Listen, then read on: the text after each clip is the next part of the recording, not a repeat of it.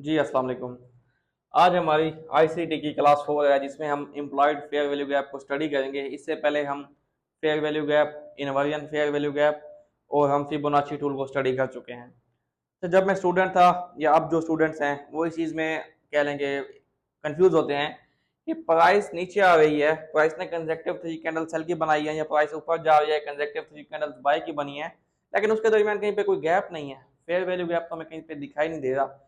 अब अगर price retracement लेती है तो हमें कैसे पता चलेगा प्राइस कहाँ पे सपोर्ट ले सकती है, कौन से एरिया से हमने इसको बाय करना है। अगर गिरती हुई प्राइस में प्राइस ऊपर जाती है, रिट्रेसमेंट लेती है, तो हमें कैसे पता चलेगा कहाँ से हमने सेल करना है।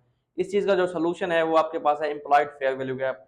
इसको फाइंड कैसे करना है, फर्स्ट ऑफ ऑल हम इस पढ़ेंगे bearish employed fair value gap, यानी कि सेल के मूव में जो इम्प्लॉयड फेयर वैल्यू गैप बनता है, जो प्राइस को मजीद नीचे धकेलता है, वो हम स्टडी करेंगे। आपने फर्स्ट ऑफ ऑल तीन कैंडल्स फाइंड करनी है कंसेक्टिव सेल की कैंडल। कंसेक्टिव का मतलब होता है मुसलसल तीनों कैंडल सेल की बनी है, बीच में कोई रिट्रेसमेंट नहीं आई। ये आपकी पहली कैंडल, ये दूसरी, ये तीसरी। अब अपने पहली कैंडल और तीसरी कैंडल की विक को मार्क करना है। पहली कैंडल की लोअर विक को मार्क करना है, तीसरी कैंडल की अपर विक को मार्क करना है। आप देखेंगे कि ये जो दोनों विक्स हैं इन्होंने अपनी मिडल वाली कैंडल को कंप्लीटली रिट्रेसमेंट यहाँ पे की हुई है। दोनों के दरमियान, विक्स के दरमियान कोई गैप नहीं है जिसको हम फेयर वैल्यू गैप कहते हैं, ऐसा कोई गैप है ही नहीं। जो सेकंड कैंडल है वो कंप्लीट रिट्रेसमेंट, आधी रिट्रेसमेंट पहली कैंडल कर चुकी है, आधी रिट्रेसमेंट थर्ड कैंडल कर चुकी है। तो जो मिडिल वाली कैंडल है उसकी कंप्लीट रीडिलीवरी, रीप्राइसिंग हो चुकी है। अब आपने अगर यहाँ पे इम्प्लाइड फेयर वैल्यू गैप निकालना है तो आपको फिबोनाची टूल यूज करना है, जिसमें आपको ओनली थ्री वैल्यूज यूज करनी है, 0, 100, 50%। ये तीन वैल्यूज यूज करनी है, इसके अलावा कोई वैल्यू से आपका कोई ताल्लुक नहीं है। आपने फर्स्ट कैंडल की लोअर विक के लो से यहाँ पे 0 लगाना है फिबोनाची का, और इसके हाई पे यानी कि विक के हाई पे 100 लगाना है फिबोनाची का। इसका आपने 50% एरिया जो मार्क करना है, फॉर एग्जांपल ये हमारे पास इसका 50% एरिया आ गया, ठीक है। इसी तरह थर्ड कैंडल की अपर विक के हाई से आपने 0 लगाना है फिबोनाची का, लो पे विक के लो पे 100% लगाना है फिबोनाची का, ठीक है। और इसका आपने 50% एरिया निकाल देना है, जो कि फॉर एग्जांपल यहाँ पे हमारा 50% बन गया।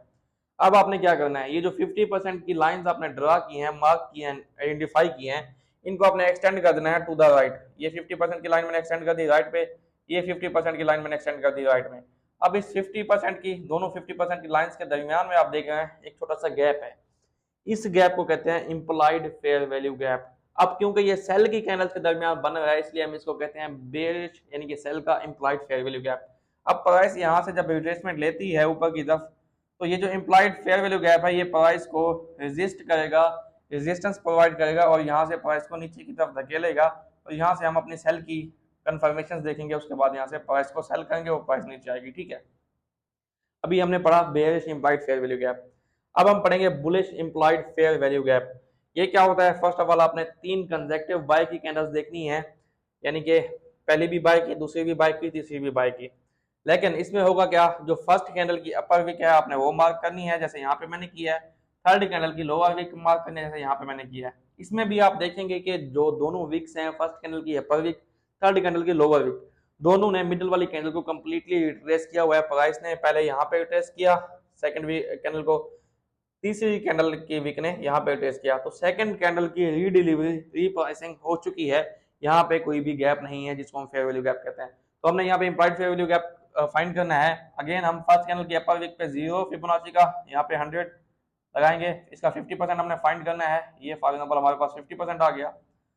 थर्ड कैंडल की जो लोअर विक है उसके लो पे 0 लगाएंगे फिबोनाची का, हाई पे 100 लगाएंगे, इसका 50% हम मार्क करेंगे। ये फॉर एग्जांपल यहाँ पे आ गया।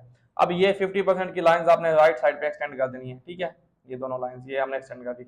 अब इन दोनों के दरमियान जो एरिया आ रहा है ये आपका होगा bullish implied fair value gap, ठीक है। अब ये एज ए सपोर्ट काम करेगा, प्राइस जब इसको टैप करेगी नीचे रिट्रेसमेंट लेते हुए, तो यहाँ पे आपने बाय की एंट्रीज के लिए कंफर्मेशन तलाश करनी है। कंफर्मेशन मिलती है तो यहाँ से प्राइस बाय होगी और यहाँ से मजीद ऊपर जाएगी।